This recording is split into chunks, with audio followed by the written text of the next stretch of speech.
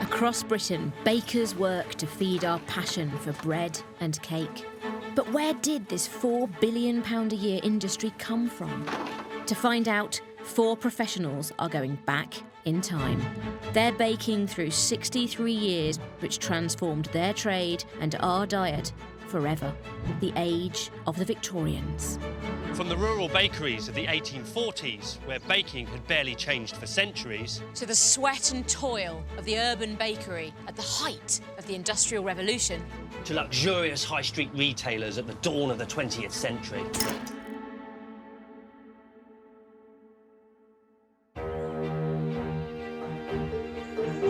Four modern bakers are reporting for duty deep in the industrial heartland of Victorian Britain. They've come to one of the very few places in Britain which still has a 19th century bakehouse in working order, the Black Country Living Museum near Birmingham. It's very different from the rural setting of their previous Victorian bakery.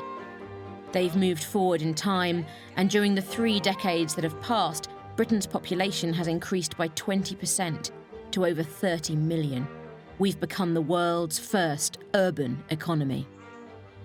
By the time we get to the 1870s, you've got over 2/3 of the population of Britain living in towns and cities. And people were flooding to the cities to work in factories and in various emerging industries. And this boom in population, of course, created a need for food. you're also in an urban environment in an industrial age, which means that as bakers, you'll be working longer hours for less money.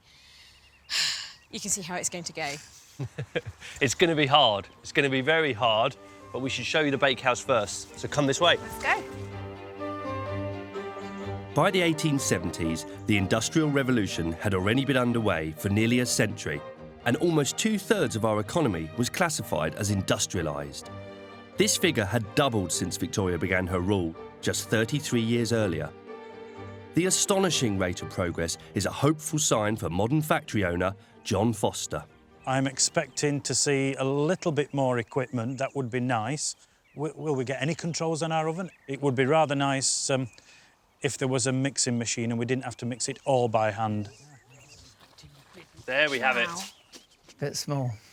It's a lot smaller than I thought it would be. Now, where's the bakery? So although you might think of Victorian Britain as a place of big factories and children up chimneys, baking really hadn't caught up.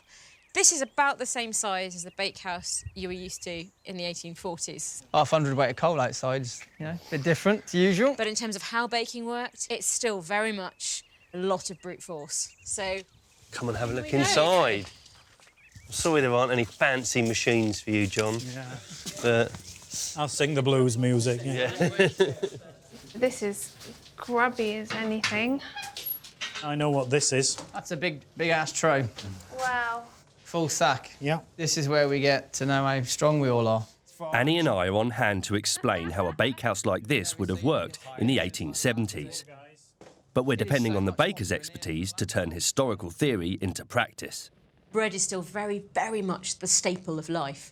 We know that in Birmingham there were about 340 bakeries, and that's a lot. bakehouses like this, small bakehouses like this, would probably use sacks of around £280 worth of flour. So you're probably working towards between 90 and 100 loaves.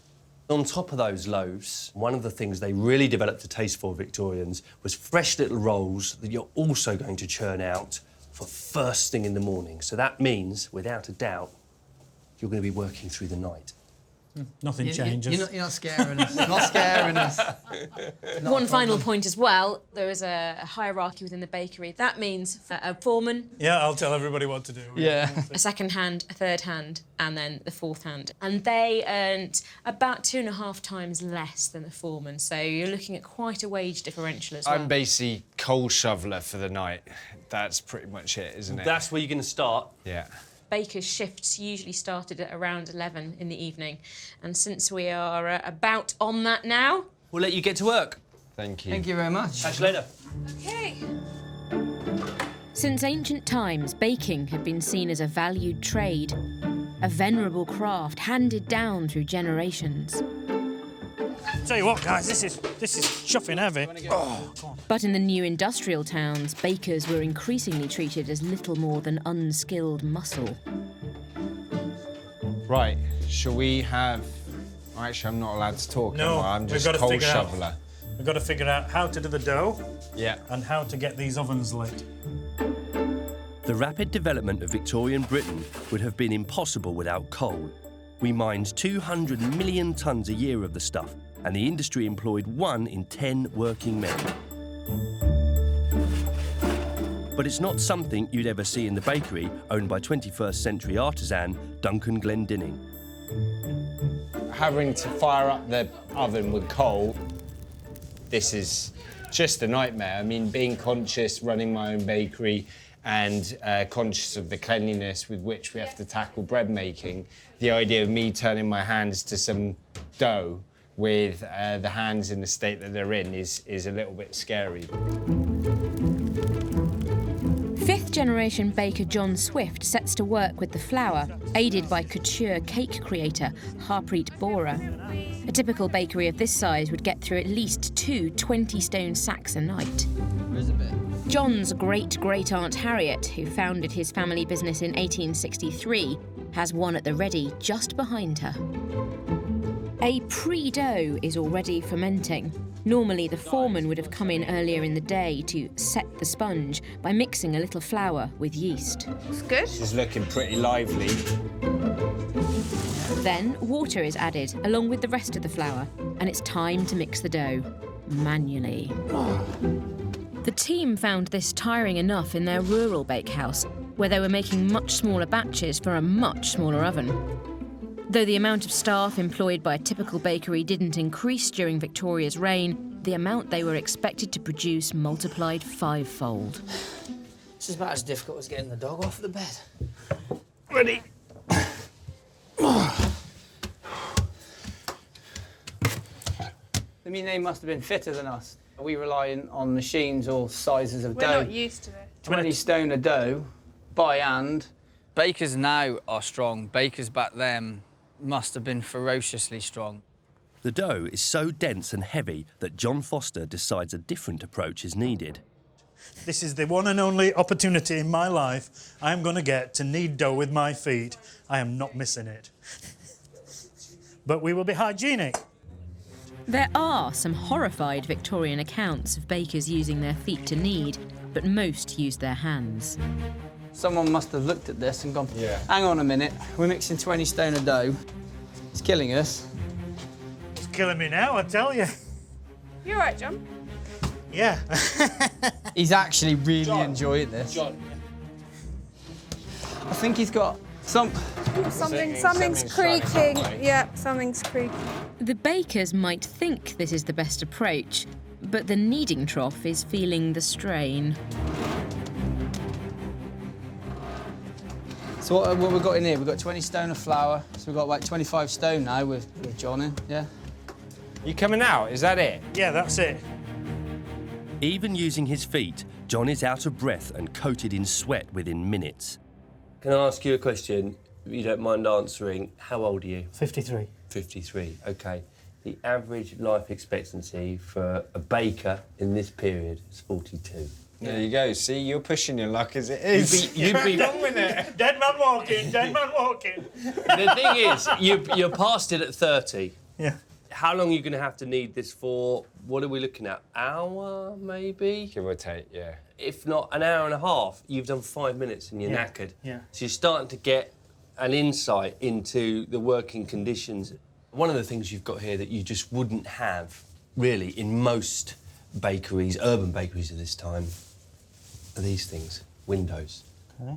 Okay, and I can feel the draft coming through here. Now, we know from accounts that the large percentage of bakeries were actually underground. They were in cellars. Imagine doing this down in a basement with no ventilation. No wonder they died early. Well, exactly. Though a baker's life had always been physically demanding, before the mid-19th century, when the majority was still based in the countryside, they at least had clean air and a ready supply of fresh, local produce. If I could have this life and still make a living, I would choose so. Rural bakeries were also, most often, family-owned and run. But in the ruthlessly competitive mid-Victorian city, bakeries were more likely to be owned by businessmen or absent landlords who would cut their costs by renting cheap cellar premises. Individual bakers rarely had the capital to buy their own place in towns, so they increasingly became freelancers for hire, known as journeymen, with little control over their working conditions. Right.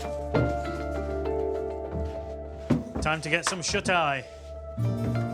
You two on the floor, I'm on the top of the tub. Yeah, the first woman I've slept with in 11 years is my wife. Accounts of the time describe how the journeymen would grab a little sleep in the small hours while the dough proved. They wouldn't have had time to get home for this. Besides, in many places, they were actually locked into their bakehouses by the owners. We all know that the Industrial Revolution led to appalling conditions, but surprisingly, bakers had it worse than nearly any other profession. One Victorian philanthropist argued that only a job in the bleach works was more damaging for your health. The air in Victorian cities was already pretty polluted due to industrialisation, but it was even worse for bakers in their underground bakeries, surrounded by flying flour dust. One study showed that of 111 bakers, 108 were suffering from severe or moderate lung disease. The flour would make the baker wheeze, cause asthma, and a dry throat that would often bleed.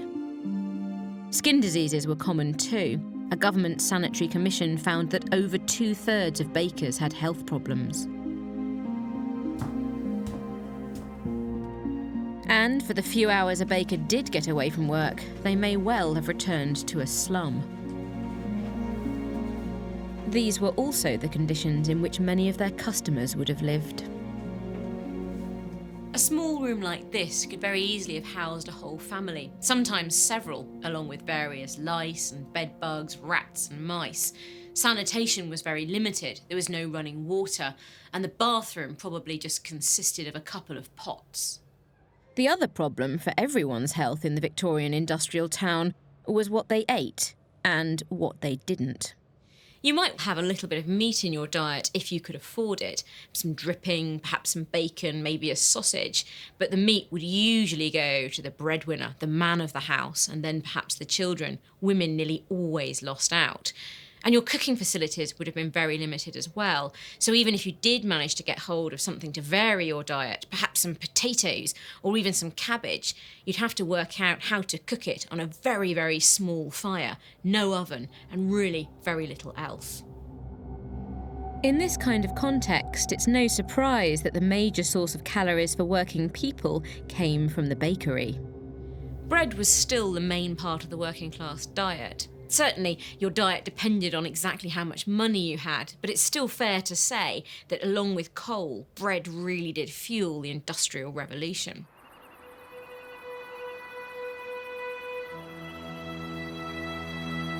After considerably less than 40 winks, the bakers get back to work. Come on, guys.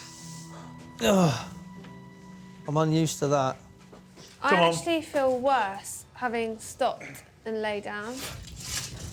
The coal has brought the oven to the right temperature, and the dough is ready to be weighed out and moulded into the 90 or so loaves which a 20-stone sack of flour would usually make. Oh, it feels nice. It's just a 4-pound lump of dough. The quartern was double the weight of a modern sliced loaf, and a working man would get through 4 of these 4-pound whoppers a week. Yeah, looking good. The dough is the most basic household variety. The shapes are plain mounds like giant baps. This was no frills utility bread, basic fuel for hard-working people. Right, first one's going in. Are you ready from this side, guys? Is that what you want? Like virtually all bread in Britain at the time, though, it's white. From the start of the 19th century, that's what even the poorest customers demanded. Each loaf would be sold for 8p, roughly a third of a typical worker's daily wages at the time. Damper shot. Well done, everybody. It's 5 in the morning, but the shift is far from over. The main reason bakers now had to work through the night is that urban customers expected fresh morning rolls with their breakfast. You ready? Yep. These belong to a class of products called fancy breads, not something rural bakers had much call for. Fresh milk, got the cream on the top as well. Hello. Good morning. Good everyone. morning. Good morning. Now you've baked what to me looks like a very respectable night's baking, but here you are still baking on, making these fancy breads. But this, in many ways, is a bit of a money maker for you. What the customer wants. Customer gets. If you think about towns and cities, OK, you've got the people at the top of the pile, and then you've got the working classes. But what you do have emerging within the towns and cities is that middle class. You know, every warehouse, every factory, not only does it have its people working on the ground, but it's also got its clerks, all its admin staff and all its money people. So you've got this developing middle class, and they've also got money to spend. They've got disposable income. What they want to do is they want to spend that income on the things that they like, and one of those things would be fancy breads. You know, slightly sweeter breads, but they want them first thing in the morning, cooked nice and fresh, of course, as we all do today. These are going to be small. Made with more expensive ingredients like fresh milk and eggs, fancy bread was a little like brioche. Yeah, and I'll peel them over to you, and you just... And as with premium or artisan ranges today, for this slightly more elite line, bakers could get away with charging a bigger markup. By 8 a.m, the first night's bake is finally done. It's just the 2 slices, yeah? Yeah. Left side and right You side. can have that. Let's have a... Smells lovely. The crusty bit. Oh, no, it's really lovely. It doesn't taste anywhere near as coaly as I was expecting. The amount of coal dust is just ridiculous. You can feel that this is workers' bread, though, I think. I mean, the size of these loaves just this is a man's bread, basically. This is what is fueling the factories of Birmingham at this point. One of the things that the poor used to put on their bread was treacle, which is basically the goo left when you start to refine sugar. At this point in time, if you're a manual worker, you're needing anything between 5,500 to 6,500 calories a day. Your calories have got to come from somewhere. And if you are on the bread line, if you're a journeyman baker, you know, and you really have no idea whether or not you've got work tomorrow, then you go for what's cheap. And what's cheap is sugar-based calories. It's 8:30 in the morning, but the end of baking did not mean the end of the shift. As the most junior bakers, Duncan and John are now expected to deliver to customers. Hello. What a whopper. The idea of bakers selling in their own shops still wasn't standard in the 1870s. Last to be loaded are the oven-fresh fancy breads. Don't forget these. Wow. OK. I don't want to eat all our profits. I'll just have a go at that. Smell funny. They are a much higher class of bread. Delicate, white, suited to the middle-class palate. Quite like them. It tastes awful. That's eggy and... Yeah, but that's the point, isn't it? Oh, it's delicious. The sweetened bread isn't to the taste of sourdough-loving Duncan, but refined white rolls were exactly what aspirational Victorian customers would have paid a premium for. Good morning. Good morning, madam. See what you think. They're like an English Victorian take of a brioche. You know. This is really nice. Oh, thank you very much. That's made the night worthwhile. By law, Victorian bakers were obliged to weigh each loaf in front of the customer. Right, and fingers crossed. Well, there you go. We've been very, very generous last night. If it was underweight, or you were caught not weighing it, you could be fined up to £5, which would be 40 times your weekly wage. Bread would also be delivered to factories, so junior bakers were sometimes still working 18 hours after they'd started. Got some lovely loaves for you. Yeah. I'll get this one. You want to get that one? Let's go. 18 hours in that environment with that soot, lifting those weights, you know, I'd literally take my hat off because, quite frankly, I don't think many people can do that anymore.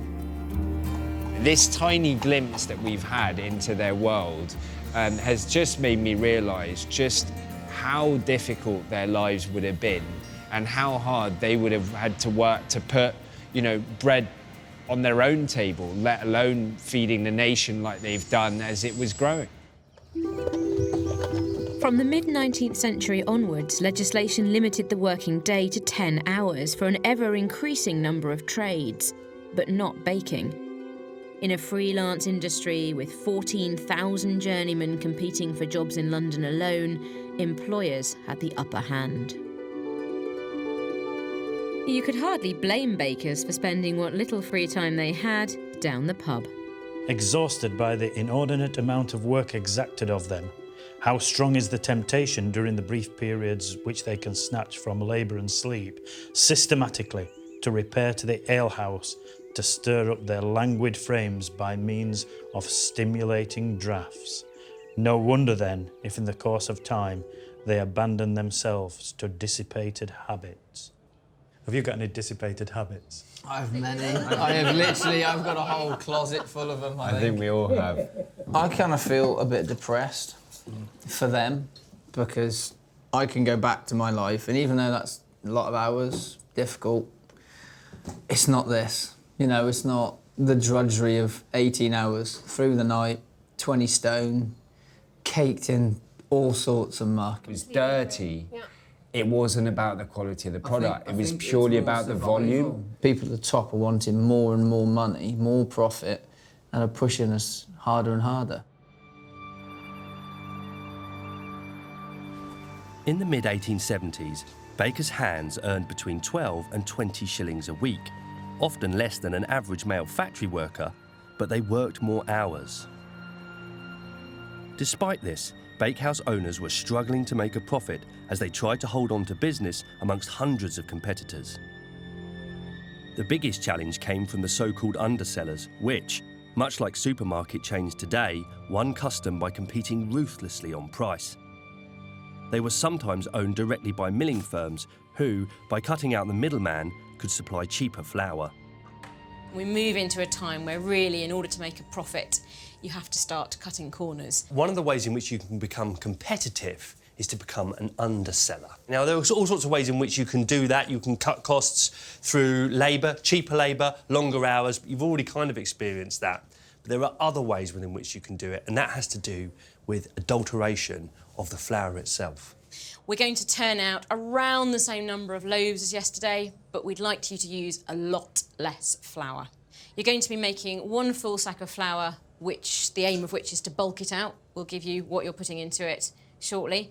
And then a half sack of flour, where the aim is to really work on the whiteness of the loaf. Here we go again. Let me get in there, John. Shall I get the water, guys? That sounds good, yeah. Beautiful sponge, and what are we about to add? What a travesty. For much of the Victorian era, there wasn't effective regulation in place to check whether food or drink were being sold in a pure state. So there was little to stop traders adding ingredients, usually with something cheaper. A common act of adulteration was watering down milk. Flour was by far the most expensive outlay for any bakery. A single sack cost 5 times as much as a junior baker's pay for the week, so using less of it would massively reduce the owner's running costs. Here is your first adulterant. Chalk. What is it? Chalk. Oh. Lovely. We know from accounts that people were adding about 10%. So what we've done is taken out 10% of the flour. Here's 10% chalk. I can't believe that this went in there. I mean, It's got this grittiness to it. It's the incredible. The texture of it is just ridiculous. Oh my God. It's so dusty. This is not good, guys, this. This is not good. Welcome to the future. It smells like it's a mortar mix, like you're mixing up like plaster or something. It genuinely does. There's nothing that smells of bread in here. It's got this grittiness about it, which is just awful. There's nothing that's right about this, and the idea that they would have reached this level of trying to eke out, you know, as much as possible from their ingredients is just, it's just crazy. I know it's a test, but I feel ashamed even though it's a test, which I didn't think I would do. We're doing it not from any moralistic point of view. We're doing it because we're cheating. That's the issue. It's cheating. There's no other word. The trough was slightly damaged by John's feet kneading the night before, so this time the bakers will stick to using their upper bodies, which they soon appreciate is much, much harder. The whole thing is pretty much sickening, in all fairness, and the physical exertion you've got to put just to get the damn stuff made. I've got an oven to the back of me, and a baker to the right. It's just ridiculous that even though we're making all this effort, there's absolutely no way you'd want to stick at your own shop. It's just...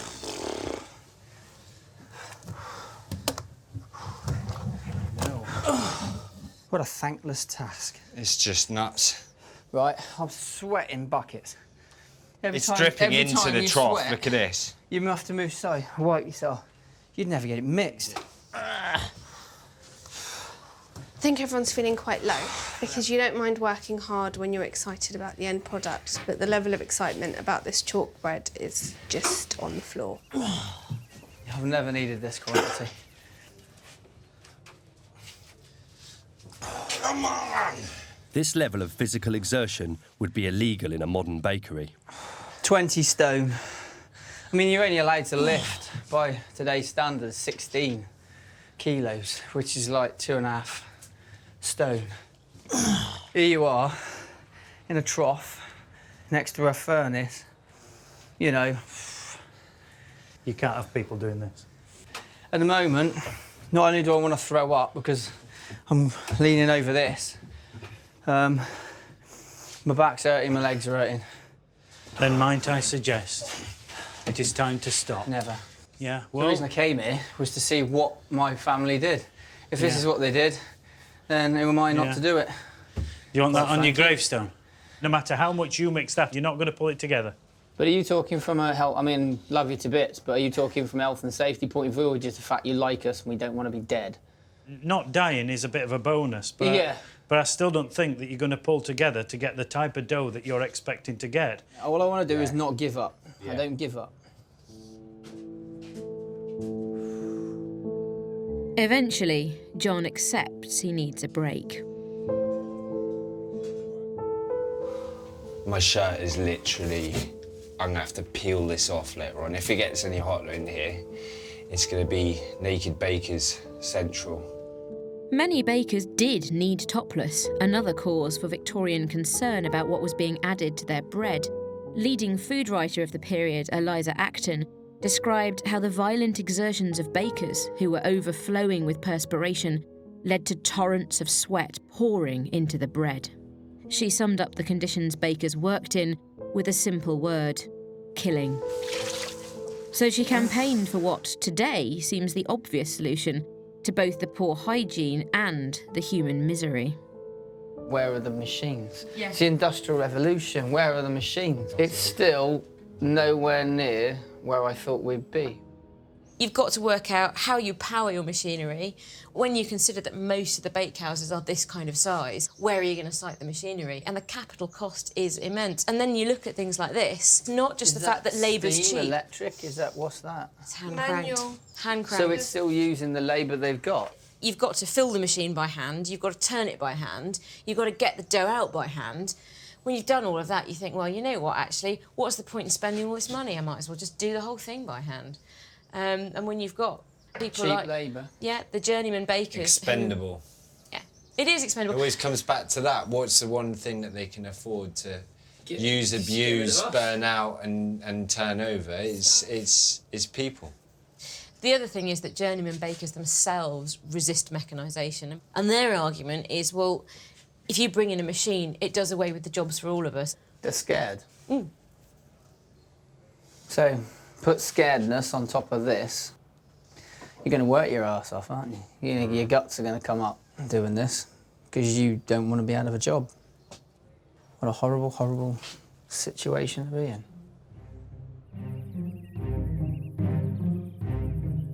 Although the average small-scale bakery didn't mechanise, a few large factories found more success at this time. This machine was capable of converting 2 sacks of flour into 400 two-pound loaves in just 40 minutes. It would take our 4 bakers all night to do the same, and the resulting bread was 20% cheaper. No wonder the company who owned it became a household name to Victorians.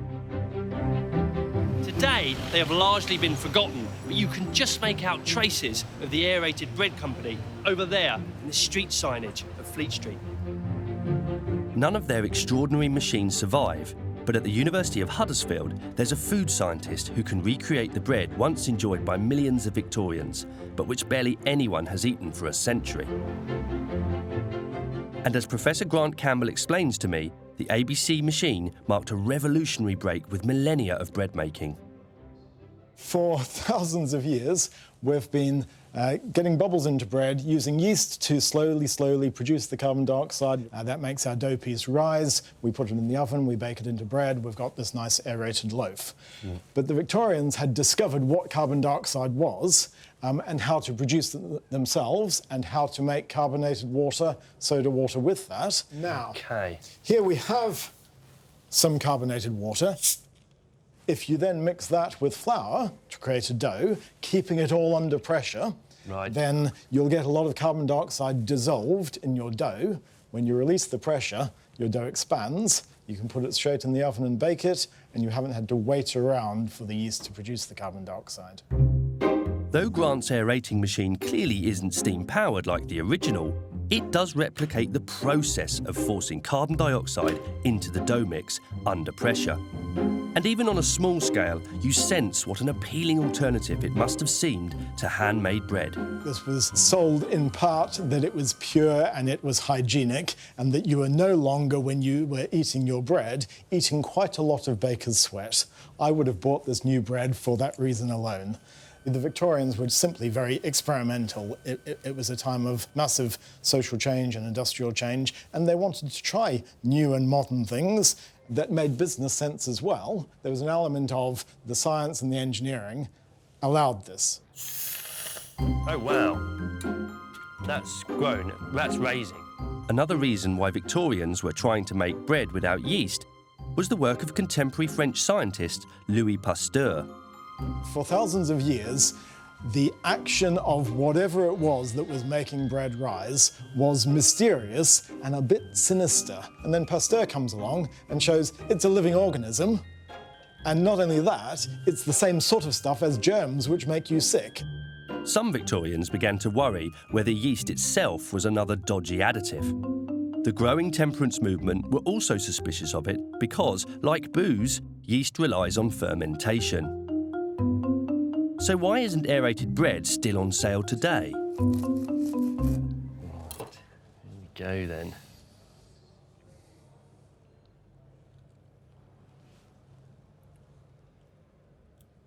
It's bread. It's missing something, and it's cloyy. I am missing the yeast. Yes. It's not inedible. No. But I don't know whether that's a go-to bread for me. It's a fantastic taste of Victorian Britain, a taste of scientific and technology-driven Victorian Britain, but I don't know that it's a taste that would necessarily take off today. Possibly not.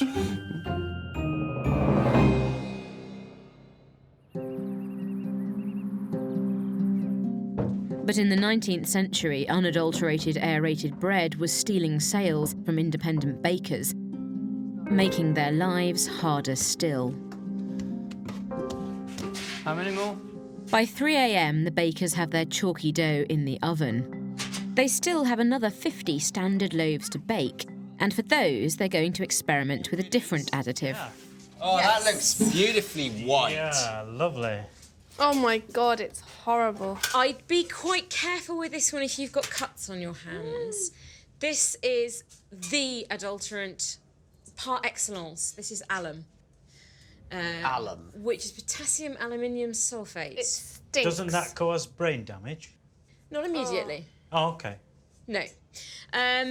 This was an adulterant that was in really common use. We know from the examinations of bread done by the Lancet, every single loaf of bread in London had this in it. The point of alum is really threefold. One is it is supposed to be a flour improver. Another is that it's supposed to help you to add more water to the dough. And the other is that it whitens flour. The bakers fetch the flour they'll supposedly improve with alum. It feels gritty. It actually is really smelly. And precisely as Annie said, I've got a cut on this finger that I managed to do yesterday while scaling off, and it's starting to sting a bit. So there's that immediate change that you can tell. And we are not happy bakers today. Jeez, it stinks. Stinks. It's very dry. Make sure it's in my... Get all of that water in.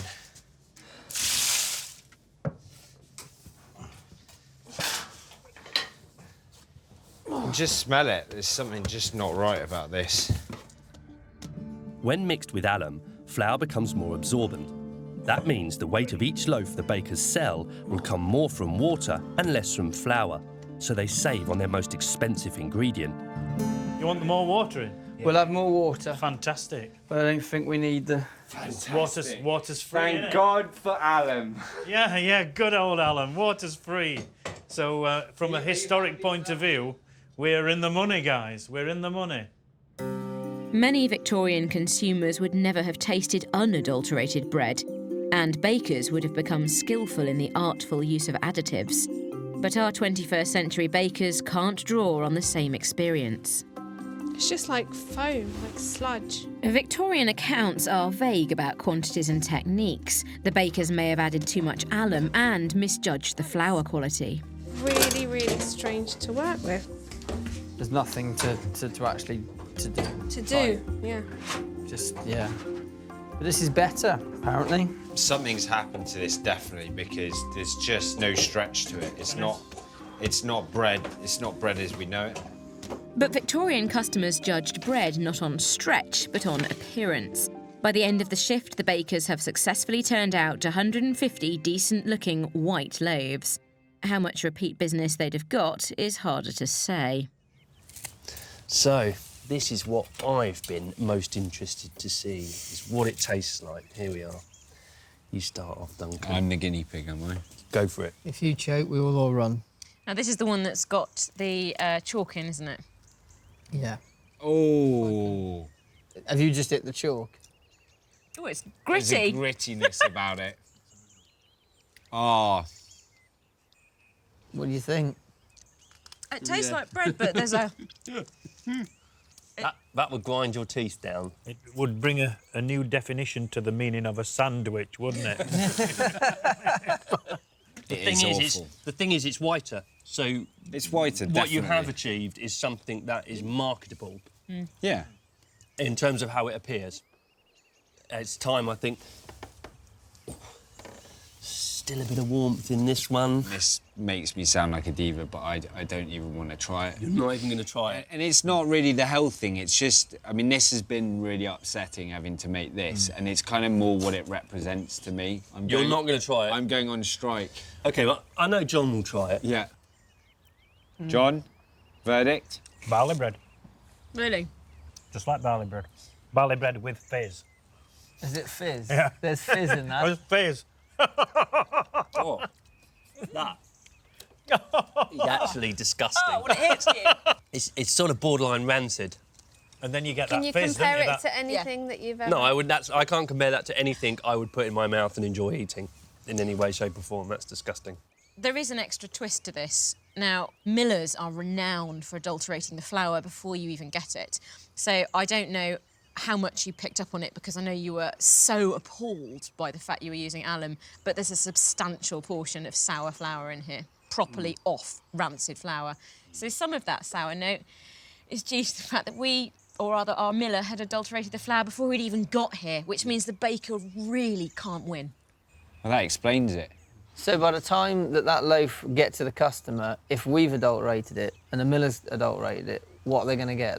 It's basically nothing. Alum was used to improve flour, but this bake was impossible to salvage. Today, it's just been a kind of a travesty to my trade, my craft, and sort of everything I stand for is sort of a modern artisan baker. We've actually been looking at this real dark side of the baking industry in Victorian era, and that's something I've never come across before, and that's been really interesting. To be this tired, having done nothing valuable, is just heartbreaking. John Swift's family bakery was started in this period, exactly the time when adulteration would have been rife. I reflected and thought, you know, have my family at some point use these methods, the chalk and stuff. And there may have been a chance that we actually didn't do it, but there is a massive chance that we did. I mean, they were living in times where, you know, if they didn't eat, they died. If they lost their job, they were at the workhouse. So, you know, when push comes to shove, who knows? They may have.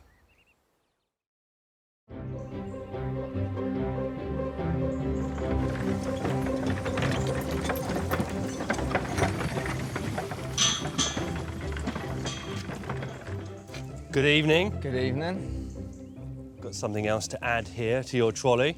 You're very, very lucky because Britain has access to enormous supplies of cheap grain coming in from the United States. It would be milled in ports like Liverpool, Manchester, and then brought down to places like this on the barge, but of course also on the railway lines as well. So you've got good, cheap, unadulterated, pure flour to work with. Yes. And the other thing you've got is sugar. Sugar comes down enormously in price during Victoria's reign, and of course consumption of it goes up in direct relation to the price of it. So we know that sugar consumption pretty much doubles from the beginning of Victoria's reign till in the 1880s we're consuming around £80 per head per person per year. So tonight, not only are we going to be baking loaves, we're also going to diversify, and that's where the sugar comes in. We're going to be baking that great 19th century classic, Buns. Let's make our way to the bakehouse. At least it's edible. British baking was turning a corner at last. Now that's finer. Look how white that is. So good. I'm really excited to work with this, actually. And I'm pretty sure this hasn't been contaminated.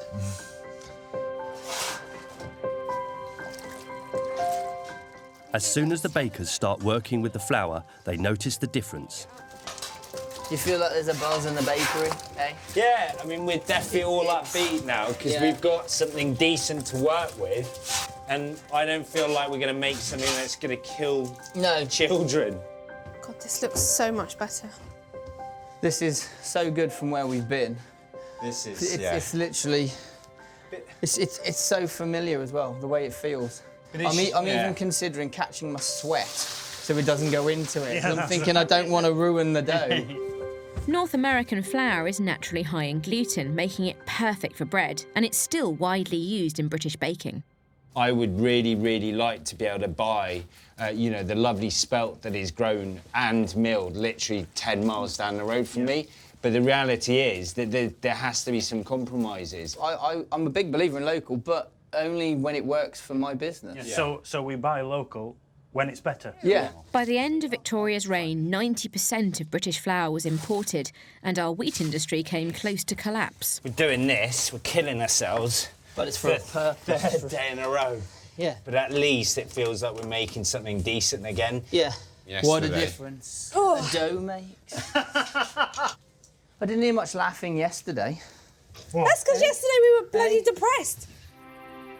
Better flour wasn't the only example of technological progress finally improving life for 1880s bakers. I think we can safely say that the Industrial Revolution has finally arrived in the bakehouse, heralded by the advent of tins. And these things, I think, are a progressive step in the sense that you can just get more in the oven with tins. It's a lot cleaner because we're still on the floor. Yeah. We're still firing with coal. Yeah. We're still getting that dirt. So using these, definitely. it's cutting out the amount of filth on the bottom of the loaf. I can sense the sort of morale is lifting in the bakehouse. Morale could not possibly have been any lower yesterday. Yeah. Excellent. This dough is really different. From the moment you cut it out the bowl, you can tell it's got that elasticity where you can really pull it out without it breaking, and you've got that stretchiness. Seam on the bottom, seam on the bottom. Of course. Average wages for working people began to improve in the 1880s. Even a humble factory worker could afford the occasional bun, which is good news for cake baker Harpreet. Doesn't it feel good to be working with sugar again? OK, that's about right. And then we want a pint of milk. For centuries, bakehouses only sold bread, but as the price of sugar fell, bakers increasingly diversified. Buns weren't too big a leap from standard bread dough, still reliant on yeast for their texture. Wow, that is awesome. Isn't that fun? Just leave me here, guys. I'm in heaven. So this really is a sweet treat. This is when you come into your own then, Definitely. So now, to the sponge, we're adding this fantastic peel, which is the best thing I've smelt in days, other than Duncan, of course. Nice. This is for the Bath buns. Yeah, well, they're known as London buns. They have their origins in the Great Exhibition, which was a sort of generation before, really, 1851. This huge exhibition set up by Prince Albert to kind of showcase British industrialism.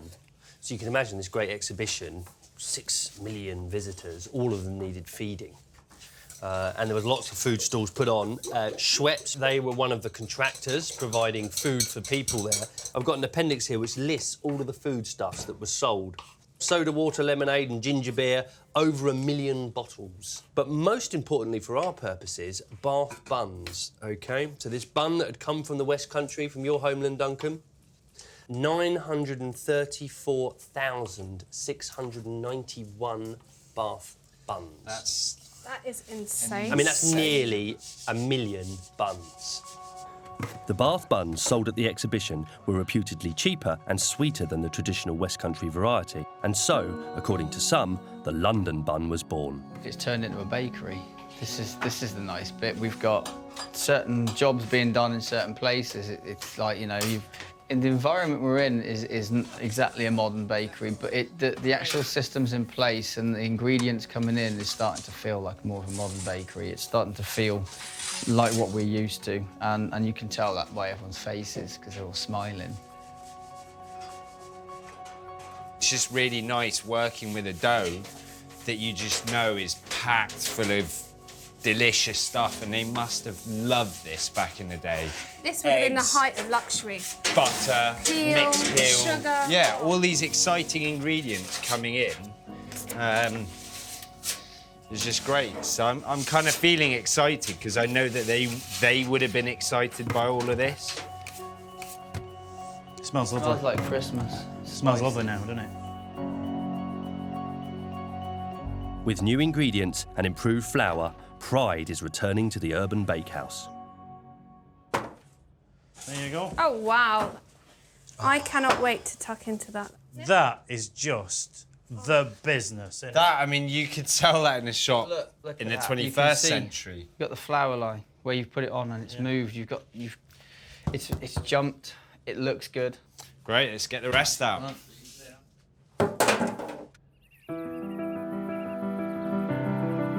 Are you going onto the racks, yeah? Nice colour on them. Let's pop They these smell underneath. amazing. Job done. London buns. They do look pretty good. For the first time since arriving at the urban bakehouse, the bakers are excited to taste what they have produced. That's lovely. Best we've had. I'm actually really impressed that we made this in this kitchen. Right, who's up for trying these buns? Really delicate, really lovely. I think it's really helped with the peel and the sugar on top. That's actually really nice. What a difference a day makes, eh? With the last shift in the industrial bakehouse at an end, the bakers are finally getting some fresh air and enjoying time off 1880s style with a brass band in the park. Alex and I have also dressed in the fashion of the time to join the bakers in a new commemorative ritual of the period. Photography was becoming cheaper and more widespread towards the end of the 19th century. And bakers were among the tradespeople who lined up to be captured on film. Here we go. My God. Oh, wow. That is literally bonkers. You look like the real deal. That is absolutely bonkers. That looks superb, doesn't it? Yeah, that is fantastic. Captured the moment of a wonderful week's baking, I think. Don't be using words like wonderful. But we took you to the brink. Yeah. You literally did. Although the working through the night isn't very nice, in terms of the physicality of life and in terms of the expectations on people and in terms of the fact that if you fail, there is no safety net, I think this is very reflective of the working class experience in late Victorian Britain. I have a massive respect for my family now because they were baking at this point with these conditions, and for my family to have gone through what I went through last night, it's just humbling and quite emotional. Let's face it, they are aware they're going to go back to a world that has a welfare state and a health service. So actually, you know, they've just scratched the surface of what it would have been like. When our hands are not dirty, it's soot. I actually don't think I could have been a Victorian baker because the level of graft that was required in terms of kneading those doughs, I was just physically not strong enough to do it. So I think that I definitely would have got sent to the workhouse. When I look at a bread mixer in future, it will hold a special place in my heart because I know what it's doing. It really is taking that back-breaking, arm-aching, horrible work out of it. I think I'm going to go back to my bakery and hug a few things. The Victorian period, everything was expanding, everything was growing, and if you could make money somewhere, you would, but there was always a price to pay. And I think it's opened their eyes to that. I've been quite militant with my approach to bread and my not wanting the other types of bread, the commercial stuff, to even really be in existence. But I understand that we've kind of gone through periods in history where it was a genuine need to feed the nation. Bread is what the industrialisation was kind of fueled on. They didn't want to adulterate that bread, but the reality is if you had family members at home, if you had a wife and children at home, and you had to keep your business going, you would have had to. And these are still arguments we're having today. What goes into our food? What price do we need to pay for things? How much is too much? How cheap is too cheap? Physically, I hope it gets easier because I think I'm done.